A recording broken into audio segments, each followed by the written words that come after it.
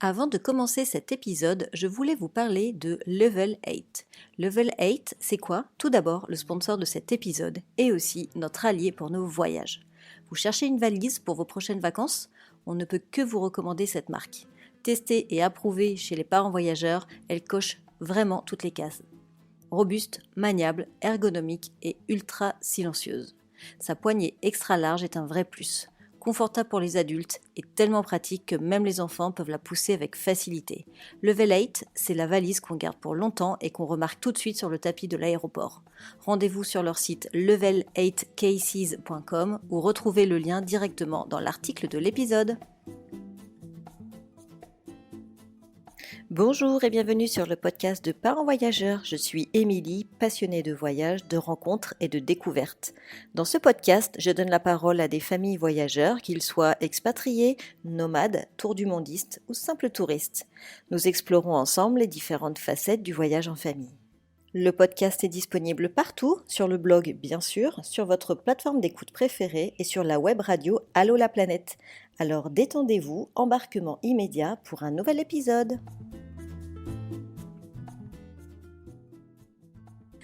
Souvenez-vous, il y a plus de 2 ans, j'avais interviewé Julie, aka Oser tout plaquer, sur leur projet de tout quitter pour vivre une vie nomade en camping-car. Aujourd'hui, Julie est de nouveau à mon micro pour nous partager son expérience suite à ce projet. Alors l'idée fait rêver des milliers de personnes, tout quitter, vendre ses biens et partir sur les routes à bord d'un véhicule aménagé en quête de liberté et une vie plus simple. C'était le projet audacieux dans lequel Julie et sa famille se sont lancés. Alors 2 ans après le début de cette aventure, elle partage un retour d'expérience sincère et loin des clichés idéalisés. Son témoignage est une plongée dans les coulisses d'une vie nomade avec ses joies immenses et ses défis imprévus et toutes les leçons profondes qu'elle en a tirées. Tout quitter pour vivre en camping-car, le rêve désenchanté de Julie. Je vous souhaite une belle écoute.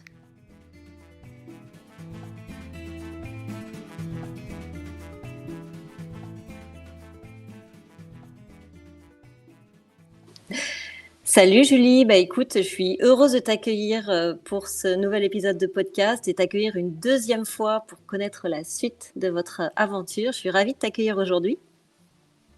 Merci beaucoup, c'est très gentil. On s'était dit d'ailleurs dans le premier podcast qu'on allait peut-être se revoir plus tard. Et donc là, c'est clairement l'occasion de reparler de tout ce qui s'est passé parce qu'effectivement, il s'est passé plein de choses. Trop bien, j'ai trop hâte de savoir. Mais c'est vrai que c'est toujours intéressant d'avoir les parcours avant et après, parce qu'en fait, il y a toujours un peu le discours d'avant, la préparation du projet, et après, on va dire le compte-rendu du parcours. Et c'est vrai que c'est toujours intéressant d'avoir des feedbacks. Donc c'est top. Pour commencer, peut-être est-ce que tu pourrais nous rappeler en quelques mots le projet de départ, parce que tout le monde n'a pas écouté le podcast, il date déjà, je pense, d'il y a 2 ans presque, hein, 1 an et demi, Ouais, non? c'était en 2022, ouais.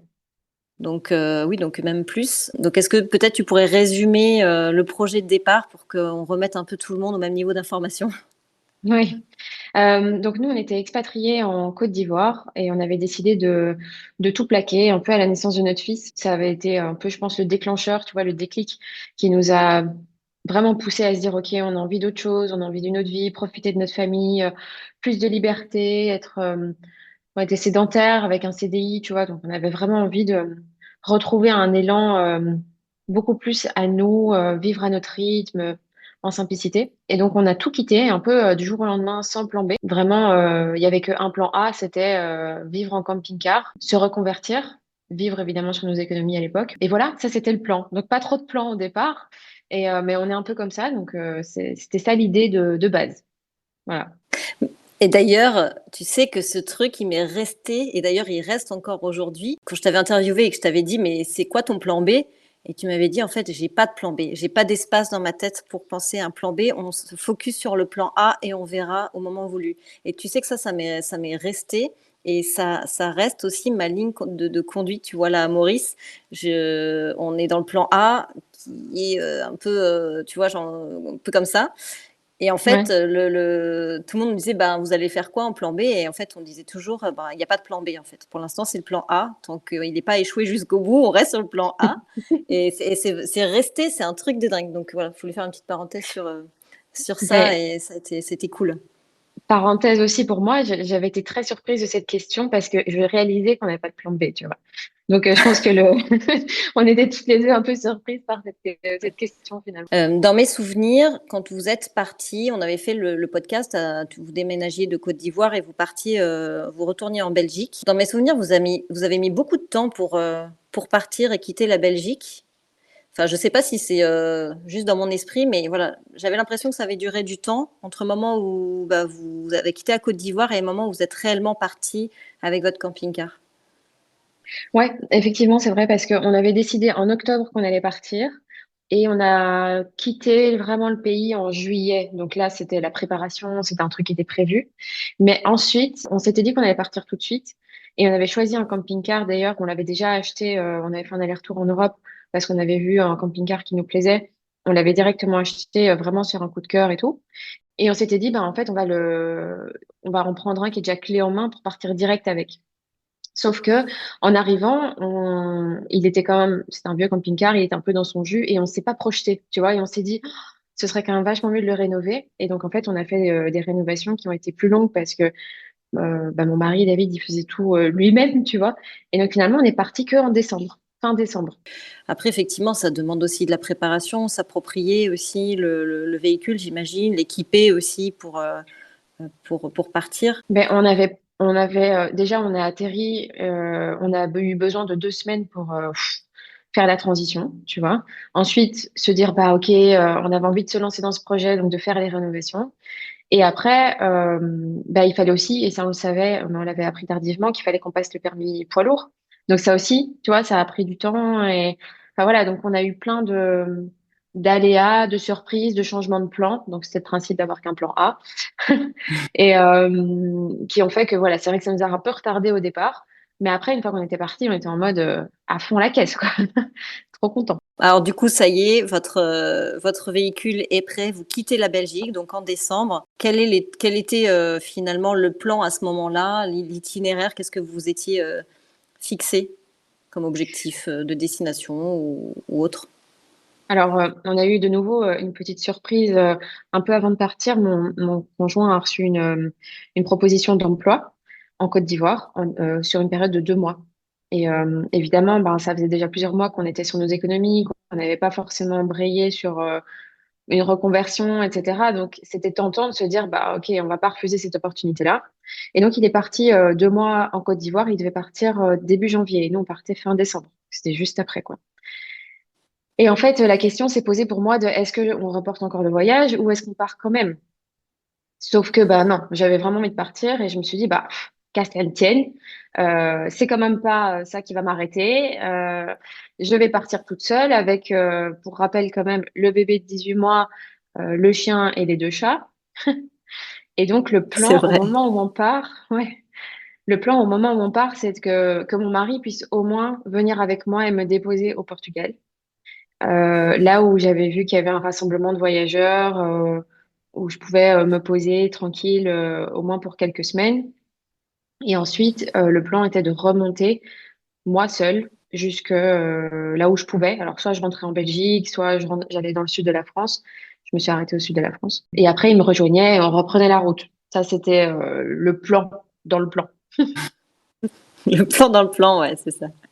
Ok, Ouais. ah ouais, donc en fait, lui, il n'a pas eu vraiment cet engouement du départ que toi, tu as pu avoir, en fait, de se dire, là, ça y est, j'ai tout quitté, je suis en Portugal, on y va, quoi. Lui, il n'a pas eu ça finalement, vraiment. Ouais.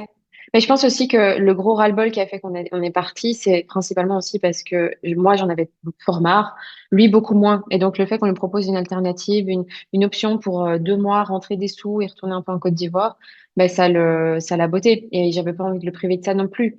Donc, on a trouvé ce compromis-là en se disant que ben, ça irait. Sauf que ça s'est pas super bien passé pour moi.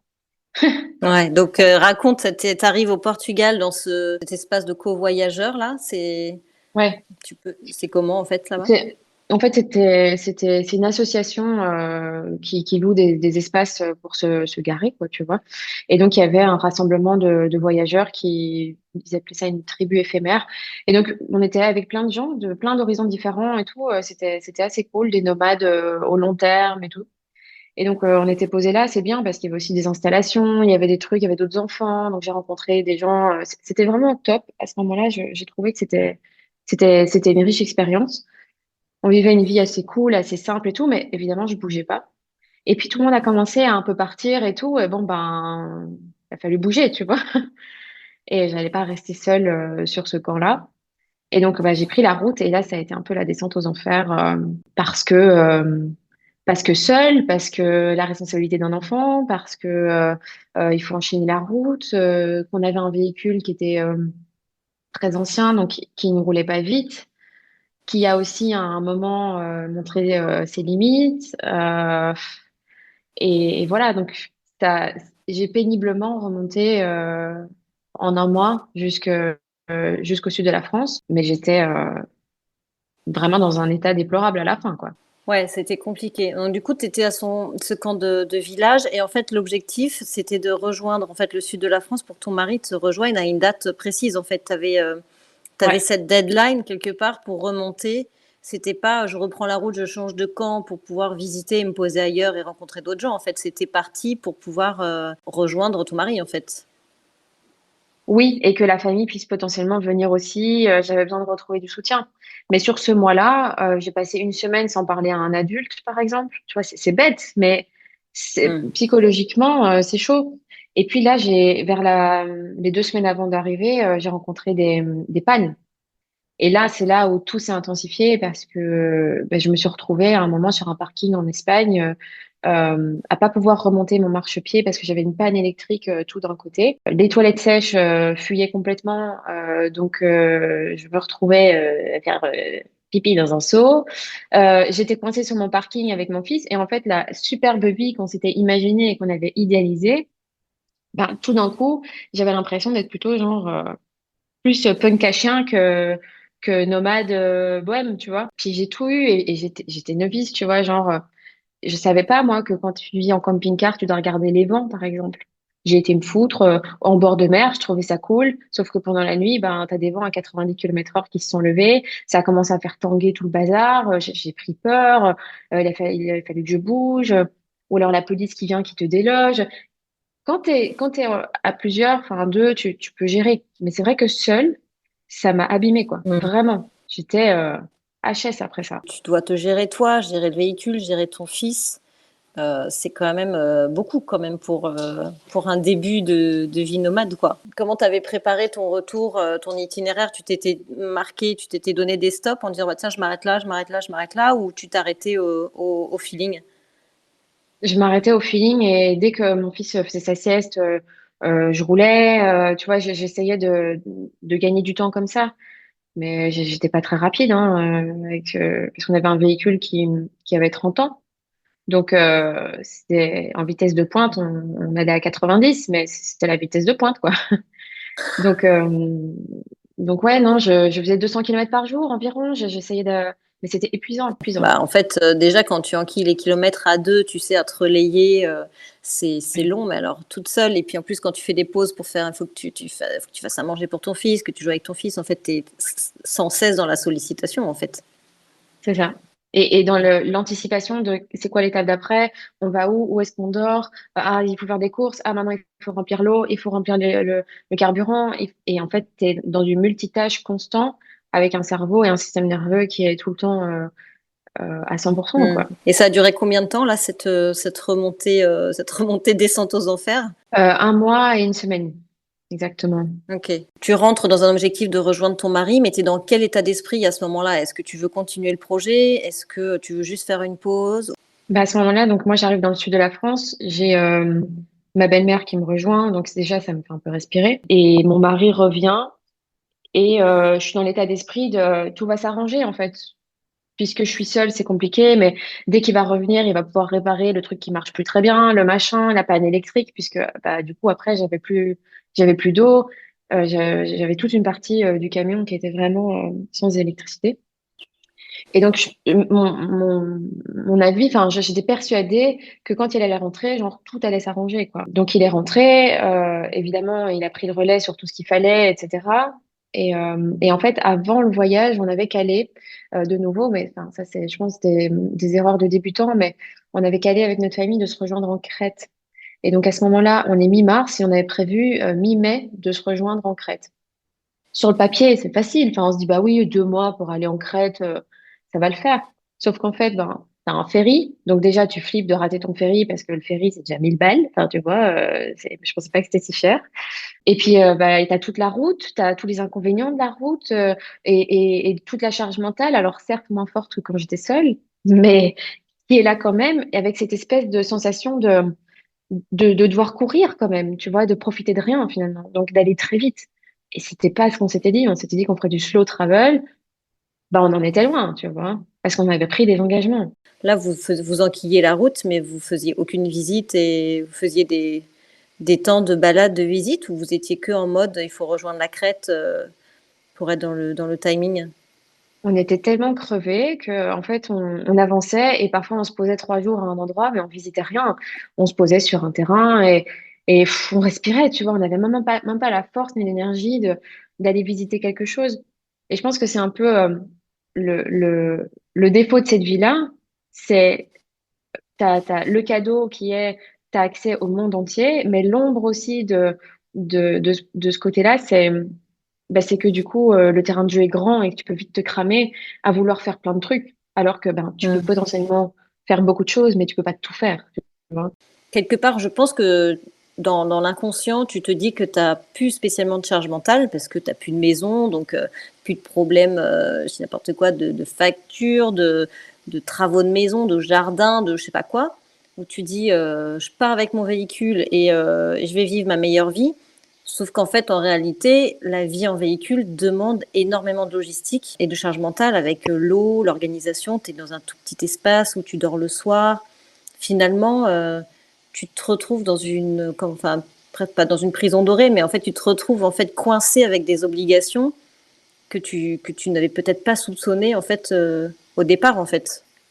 Tu vois ce que je veux Carrément. dire? Mais ce que j'avais tout à fait pas capté avant de partir, c'est qu'on allait être tout le temps bousculé, qu'on n'aurait aucune routine. Et je pense que les gens qui réussissent à vraiment tirer parti de ce style de vie et à vraiment se plaire et tout, c'est des gens qui ont beaucoup de structure et qui vont réussir à se créer des routines et être assez stricts et dire non, ça je fais pas et dire non à certaines choses parce que tu peux effectivement pas tout faire. Et, euh, et le fait de se créer quand même des routines, ben, ça nous tranquillise, tu vois. Donc c'est là où je pense que c'est une erreur que nous aussi on a faite, quoi, ouais. Je me rappelle un exemple, notre fils avait été malade 3 jours d'affilée, mais 3 jours d'affilée, tu changes les draps, mais donc 3 jours d'affilée, tu te tapes Mm. la laverie, voilà. Quand t'en trouves, parce que parfois t'en trouves pas, donc après, et tout ça, ça te prend la journée, tu vois. T'es là, non mais attends, c'est pas possible, tu vois. Alors voilà, ça t'a cramé 3 jours où t'as fait que ça, des lessives, quoi, tu vois. C'est des petites choses, mais ça. Ouais, c'est ça, ça prend du temps, ça prend vite de l'énergie pour quelque chose qui est insignifiant quand tu vis dans une maison et que tu peux passer à autre chose. En fait, tout prend beaucoup plus de temps finalement. Pardon. Oui, c'est ça. Tout prend du temps et comme tu dois à chaque fois réanalyser l'endroit où tu es, chercher et tout, ça te demande beaucoup de bande passante aussi dans ton cerveau, quoi. Ça y est, vous avez l'organisation, vous devez être mimé en crête, vous prenez le ferry. Est-ce que vous arrivez à temps en Grèce ou pas? Ouais, on était là 3 jours à l'avance, en gros flippé qu'on était, tu vois. On arrive là 3 jours à l'avance, on prend le ferry, on se dit ok, top, c'est trop chouette, on arrive en Grèce, le cadre magnifique, enfin vraiment c'était beau quoi. On était trop bien et là en fait ben on apprend ben par téléphone que on a un membre de notre famille qui va pas bien à ce moment-là, que c'est assez critique. On doit partir. Ah non, oui, on doit partir en Crète et on venait d'apprendre en fait effectivement à ce moment-là, donc on était déjà en Crète, qu'il va pas bien. Donc mon mari prend un avion pour rentrer. Cette fois-là, il prend un avion avec mon fils et donc moi je reste seule. Et en fait, la situation dégénère assez vite et donc on décide que mon mari et mon fils rentrent vraiment définitivement entre guillemets, en tout cas pour une période indéterminée à ce moment-là en Belgique et que moi, donc, je vais remonter le camping-car seul de Crète jusqu'en Belgique Oh parce que sa punaise. santé ne va pas bien. Ouais, ben, figure-toi que c'était moins difficile que de remonter du Portugal au sud de la France parce que Quand tu es toute seule, ça va. Mais quand tu as un enfant, c'est vraiment une autre logistique, quoi. T'es plus en roue libre quand t'es tout seul, quoi. Ah ouais, parce que du coup, t'as re-signé pour OK, je remonte toute seule après le cauchemar que t'avais eu, mais t'es une warrior, quoi. Ouais, donc c'était chaud et c'est quelque chose qu'on a décidé vraiment en last minute. Alors Ouais. le truc chouette de ça, c'est que ben du coup on a eu la flexibilité de pouvoir rentrer et c'était important pour nous d'être là dans un moment pareil, de Mm. rentrer et alors que tu vois si on était resté en Côte d'Ivoire dans nos CDI, ben on n'aurait pas pu être aussi rapide pour être là et on a fait le bon choix parce que je suis rentrée et 10 jours après ce proche décédait. Donc c'était bien qu'on ait pu faire ça. À ce moment-là, tu te dis quoi? Le projet, il est fini? Parce que là, tu sais que tu viens de perdre un proche, tu mets du temps à te remettre, il faut faire son deuil. J'imagine que l'idée, c'était pas te dire on repart en voyage, on reprend le camion et on part. T'es dans quel état d'esprit à ce moment-là? Bah, quand ce proche était malade, donc il est décédé en 1 mois et demi, donc ça a été assez rapide. Mm. On se disait qu'on allait rester dans les environs et, et rayonner autour pour être là, mais en même temps pouvoir vivre un peu aussi la vie qu'on voulait mener. Et finalement, en fait, ben, au moment où il est décédé, le temps de gérer tout le reste, la paperasse, etc., on était dans un état, je pense, d'épuisement entre le deuil, le voyage, les déconvenus et tout, qui nous a vraiment flingués. On était extrêmement fatigués. Et mon mari a eu une opportunité de travail, la même qu'en Côte d'Ivoire, pour 4 mois. Et donc là, j'ai dit, bah, ok, on m'a eu une fois, pas deux, je viens avec toi. Et donc, on a pris cette mission et il a pris cette mission. Et donc, on est rentré 4 mois et ça nous a permis voilà, de nous poser. Et à ce moment-là, on a pris la décision de vendre le camping-car avant de partir. Je pense que cette vie, on a fait des erreurs, tu vois. On a choisi un mauvais véhicule, on a pris des rendez-vous alors qu'on n'aurait pas forcément dû. J'aurais pas dû partir seule non plus. Plus le fait qu'on a un proche qui est décédé, ça faisait beaucoup. Tu vois. Et Mm. donc, on était là, bon, ok, tu sais quoi, stop, on a besoin de se reposer. Et donc, on se sentait plus de repartir après. Après le décès, on s'est dit non, en fait, on va repartir en sédentaire un petit peu. Bon, alors sédentaire pour nous, une mission de 4 mois, c'est sédentaire, hein. Mais peut-être pas pour tout le monde pareil, mais le fait de retourner vivre en maison, voilà, Parce que là, vous avez carrément. fait 6 mois, en gros, de décembre à, je sais pas quand est-ce que tu es rentré, mais en gros, de décembre à juillet. Ouais, c'est en 6 mois, hein, puisque on est rentré en Belgique en juin. Et ouais, donc ça a été assez intense en fait, hein. Et donc après, bah, on était en Côte d'Ivoire, puis mon mari a eu une autre opportunité de travail au Burkina Faso. On a décidé de rembrayer sur une expatriation long terme. Et nous voilà donc maintenant installés ici au Burkina depuis le mois de janvier, Tu sais combien de temps vous êtes installé ici? de manière indéterminée. On Ok, n'a pas, bon, on n'a pas d'accord. recalculé. On est encore, je pense, en train de penser nos plaies, quoi. Clairement, on est en train de retrouver notre énergie, on est en train de comprendre aussi comment on fonctionne. Moi, j'ai compris que j'étais en fait routinière, que j'avais besoin de routine. Enfin voilà, en fait, tu vois, on s'était dit aussi en partant qu'il n'y aurait pas d'échec, même s'il fallait retourner en maison, etc. Pour nous, c'était pas un échec, on avait envie de tester et on l'a fait. Mais ça nous a permis vraiment de nous connaître. Ça, c'est challengeant. Vous avez appris plein de choses sur vous. Et avec du recul, est-ce que cette vie en camping-car, elle est adaptée pour toi et ta famille? Est-ce que aujourd'hui, tu peux dire cette vie me conviendrait ou pas? J'y retournerai un jour ou pas? Tu vois, c'est quoi ton Ouais. état d'esprit par rapport à ça? On en a beaucoup discuté avec mon mari et on a envie de repartir. On a vraiment envie de repartir. C'est pour ça que, tu vois, cette interview, elle est pas, enfin, c'est notre expérience déjà. C'est pas dit que tout le monde vive la même. Hmm. Mais je trouve que c'est important de dire pour nous, en tout cas, les points qui nous ont abîmés, parce que ça nous permet de repenser à l'aventure, mais d'une manière différente. Et je pense que on repartira, c'est quasiment sûr, peut-être pas tout de suite, parce que on s'est dit qu'il y avait plusieurs choses pour nous qui étaient importantes. La première, c'est de trouver un véhicule qui nous corresponde vraiment. Et donc, je pense qu'on prendrait plutôt un bus, tu vois, quelque chose de plus grand, où on aurait un peu plus de confort, parce que ça nous correspond mieux, hein. Tu vois, il y a des gens Hmm. qui sont OK avec un camping-car, mais je pense que nous pas. Et on partira plus avec des enfants en bas âge. Ça aussi, on s'est dit, tu vois. Donc, Et plus le travail aussi, tu vois, parce que hmm. entre-temps, la reconversion s'est faite. Donc, moi, je peux plus être, tu vois, au four et au moulin et avoir la pression du boulot et en même temps devoir m'occuper de mon enfant. Et enfin, c'est compliqué, quoi. Ouais, ouais. Et du coup, juste avant de basculer sur ta reconversion, Est-ce que aussi le fait d'avoir un peu cette pression financière, que ton mari il ait accepté, tu vois, un job parce que vous n'aviez pas un budget très, très large, est-ce que ça n'a pas finalement plombé le projet? Est-ce que ça n'a pas déstabilisé aussi le projet qui fait que, ben voilà, si demain vous repartez, est-ce que en termes de budget, vous auriez aussi un autre système qui vous permettrait aussi d'être plus serein et puis d'être à deux et puis, tu vois, d'être du coup plus léger, tu vois, mentalement par rapport à ça? Ouais, mais je te rejoins assez parce que, tu sais, j'ai l'impression que parfois la vie t'envoie comme des petits tests, tu vois, à voir si tu les prends ou pas. Et par exemple, quand on a décidé, le jour où on a décidé qu'on allait quitter la Côte d'Ivoire et qu'on allait partir en van, j'ai mon ancien patron qui m'a appelé et qui m'a proposé vraiment l'opportunité de ma vie, tu vois.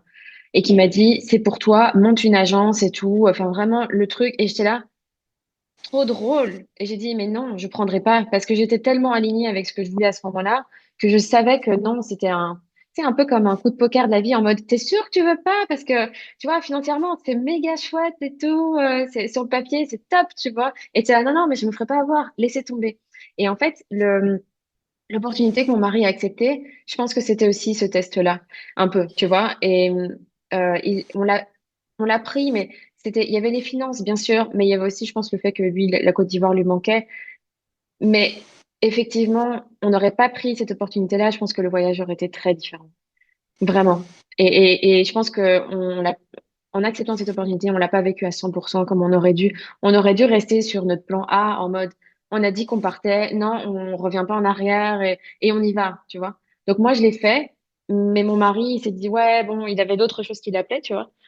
Et bon, voilà, c'est pas grave, tu vois. Mais effectivement, Hmm. je pense que ça a un peu plombé le projet, ouais. Ouais, après, c'est les aléas de la vie. C'est effectivement, tu saisis les opportunités ou tu les saisis pas. Et après, c'est à toi de faire ton chemin. À ce moment-là, lui, il était plus aligné sur le fait de prendre ce job. Et c'est OK, c'est la vie qui est comme ça, quoi. Au Ouais. niveau de la reconversion professionnelle, alors que toi, tu étais vraiment parti, tu quittes tout, ton job et tout. C'était quoi déjà ton objectif pro de base? Donc moi, j'ai toujours travaillé en grande entreprise, tu vois, multinationale et tout, dans le commerce, tout ça. Et en fait, j'avais envie de me créer une activité et d'être 100% autonome, libre et surtout libre géographiquement pour travailler d'où je voulais. Ça, c'était mon objectif.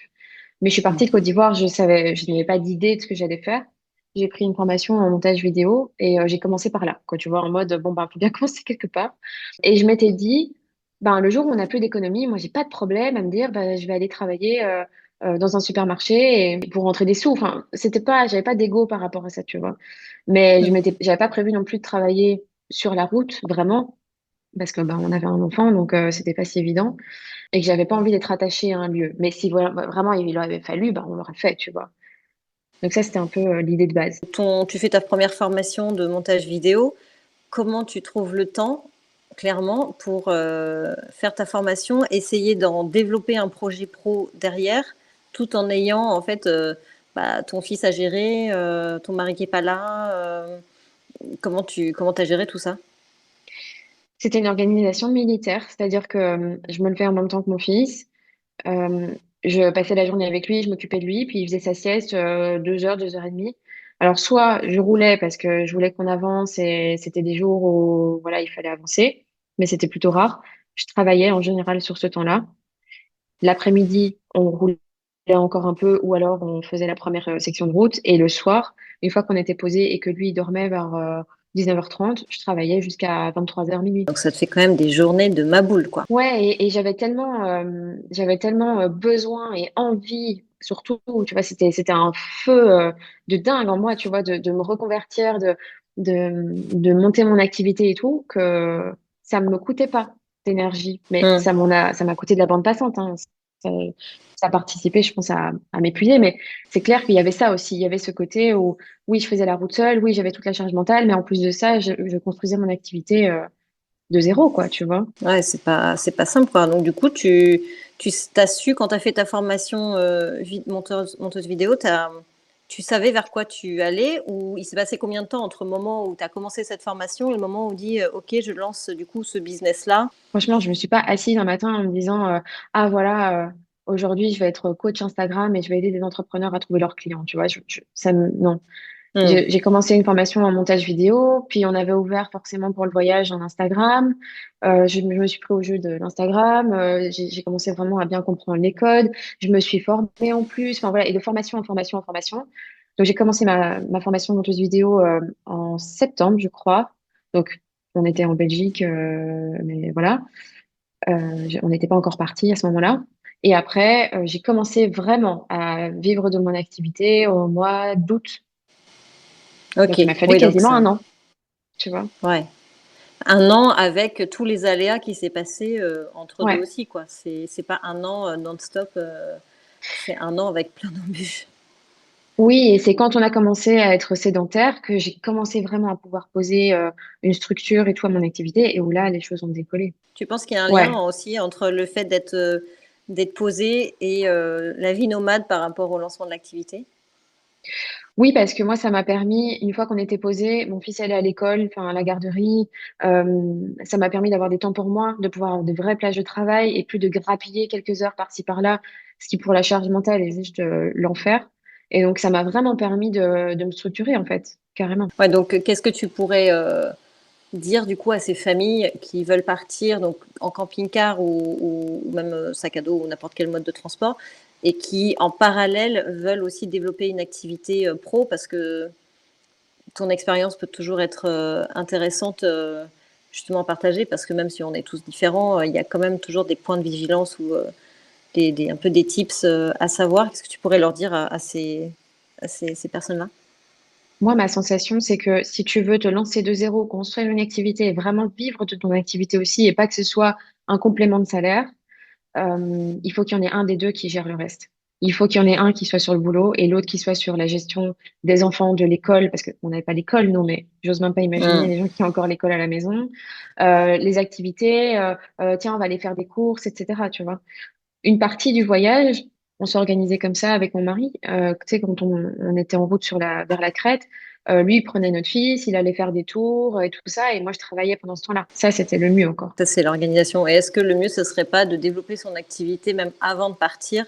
Est-ce que c'est du coup moins challengeant, peut-être non? Ben, probablement que c'est moins challengeant, mais je pense que ça dépend beaucoup des individus. T'en as pour qui c'est OK et d'autres c'est pas OK.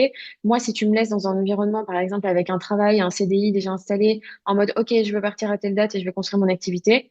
Déjà, de un, ça veut dire que tu cumules deux emplois parce que tu as le reste de ta vie à gérer. Et deux, tu es dans une situation qui est confortable. Donc, du coup, Mm, la motivation, elle n'est pas la même. Alors que quand mm, tu n'as plus rien et que tu es en roue libre et que tu sais que tu vois tes économies se cramer, ben quand même, tu te dis, bon, ben on va se bouger, quoi. Et tu as mm, l'énergie et le temps. Enfin, le temps, voilà, je l'ai pas forcément eu beaucoup, mais tu as plus la niaque, en fait, tu vois. Et moi, j'ai eu mm. une niaque, ça m'a porté, ça m'a mis un feu dingue aux fesses, quoi, tu vois.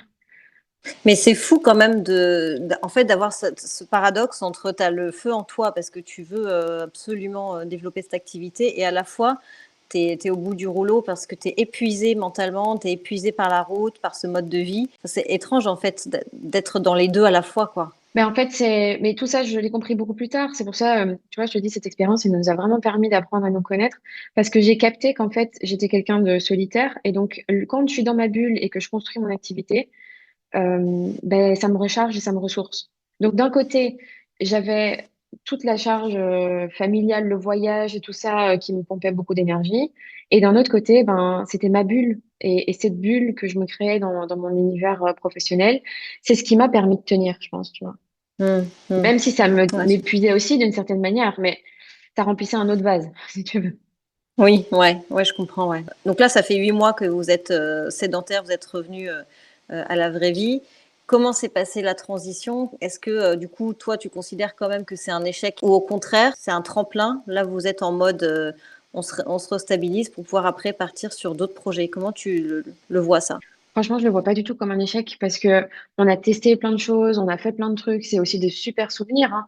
Je parle beaucoup du négatif ici, mais on a quand même, tu vois, quand je revois les photos et tout, c'était quand même chouette, tu vois. Donc, je considère pas ça du tout comme un échec, vraiment pas du tout. Ça nous a permis d'apprendre plein de choses et de réenvisager le voyage, mais d'une autre manière. Déjà, quand on sera moins fatigué, quand on n'aura plus d'enfants en bas âge, Quand on repartira, bah, comme je te le disais, tu vois, on repartira avec un véhicule plus adapté à nos besoins. Mais en fait, tes besoins, tant que t'es pas vraiment parti avec ta famille, tu sais pas vraiment, en fait, tu vois. Nous, on était partis en van, mais déjà, on n'a pas d'enfants. Et donc, on s'était dit, on va prendre un grand camping-car, ça va faire l'affaire. Mais en fait, ça correspondait pas à nos besoins. Donc, il y a ça. Et puis après, vraiment prendre le temps de créer des routines, de structurer, d'être un peu, je pense, avoir une organisation assez militaire, tu vois. Ça, c'est ce qui nous convient, en tout cas.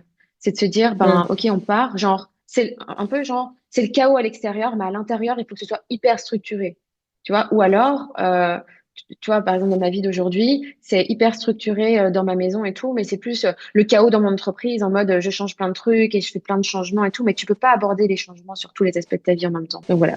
C'est un peu ça que j'en retire. C'est hyper intéressant. Quels seraient les conseils que tu pourrais donner à d'autres familles voyageuses qui ont aussi envie de tout plaquer, de partir en camping-car en mode allez, je prends mes enfants, je vends ma baraque et on part sur les routes. Quels seraient les conseils que tu pourrais donner, même si on sait toujours que chaque famille est différente, chaque cas, chaque projet sont différents. Quels seraient les points de vigilance que tu pourrais leur donner? Je pense que le point de vigilance, c'est déjà de tester vraiment cette vie-là avec le contexte actuel. Donc, c'est-à-dire que nous, on l'avait testé en couple, mais on l'a pas testé avec enfant. Bah, c'est pas du tout la même. Et donc ça, c'est de vraiment le retester avec le contexte actuel dans lequel on veut partir. C'est la première chose. Et deuxième chose, c'est vraiment essayer d'y aller lentement, de pas s'imposer trop, parce que c'est magique, cette liberté, mais autant c'est grisant, autant ça peut aussi griller de l'énergie, griller voilà, du temps, de la bande passante et tout ça. Donc vraiment trouver un juste milieu, être assez doux avec soi-même et pas avoir d'ambition trop forte et juste se laisser vivre parce que c'était ça l'objectif de base. C'était d'être beaucoup plus cool. Et au finish, on n'a rien fait de cool. Donc c'est ce qui est un peu frustrant. Donc ça, c'est un conseil que je donnerais aussi. Et sinon, un autre conseil, c'est de pas se mettre trop de pression et de se dire que voilà, si ça fonctionne pas, ça fonctionne pas. Et on revient en arrière, on repart, on fait autre chose, quoi. Voilà, nous, on est un peu comme Hmm. ça. On prend des tremplins, on fait des bonds, puis on revient en arrière, en avant. Enfin, voilà. Donc, je pense qu'il faut pas trop se mettre de pression sur ça. Je suis assez d'accord avec toi sur ce dernier point et de se dire que, en fait, c'est OK aussi si ça marche pas, c'est OK si tu dois revenir en arrière, c'est OK si tu bascules comme vous sur un projet d'expatriation. En fait, il n'y a pas un truc mieux qu'un autre, en fait. Et j'ai l'impression que, tu vois, quand même aujourd'hui, dans la société un peu perfectionniste de la famille parfaite, tu vois, tu peux pas échouer. Si tu entreprends quelque chose, il faut que tu ailles jusqu'au bout, il faut que tu réussisses. Si tu reviens en arrière, c'est mal vu. Tu vois, pour avoir échangé avec beaucoup de voyageurs, vraiment la pression sociale, elle est quand même importante. Tu as une espèce de pression de dire que tu dois y arriver pour les autres, tu vois. Oui, tout à fait. Ben, on se confronte aux peurs des autres quand on fait un voyage comme ça. Et donc, forcément, à leur jugement. Mais il y a rien d'acté. Et puis, autant on peut avoir une flexibilité pour partir, qu'on peut avoir une flexibilité pour revenir sans que ce soit un échec, parce que bah, chaque expérience nous apporte un truc, quoi. Ouais. Non, c'est hyper intéressant. Merci beaucoup, Julie. Est-ce que tu veux rajouter quelque chose? Ben non, écoute, merci à toi qu'on ait pris ce temps pour faire un peu le feedback de tout ça, parce que bah, peut-être que j'aurais aimé entendre cet épisode, moi, à l'époque. Je sais pas si j'aurais suivi les conseils, parce que tu sais, je pense qu'on a toujours besoin de faire nos propres boulettes tout seul. Mais Oui. en tout cas, merci de donner, je pense, l'opportunité bah, aux familles de s'exprimer et aussi d'entendre du coup des témoignages différents. Bah, merci beaucoup. Bah, merci à toi d'avoir pris le temps de partager en toute franchise aussi ton expérience parce que c'est pas facile non plus aussi de dire les choses. Donc, merci beaucoup pour ta franchise et c'est top. J'espère que ça aidera d'autres familles voyageuses dans leurs projets. Merci beaucoup, Julie. J'espère aussi. Merci à toi. Ciao, ciao. Ciao. J'espère que cet épisode vous a plu. Si c'est le cas, n'hésitez pas à lui laisser un commentaire sur votre plateforme d'écoute, laisser 5 étoiles ou le partager à votre entourage. Ces petits gestes qui nous permettent de gagner énormément en visibilité. Je vous souhaite une très très belle semaine et je vous dis à mercredi dans 15 jours. Bye!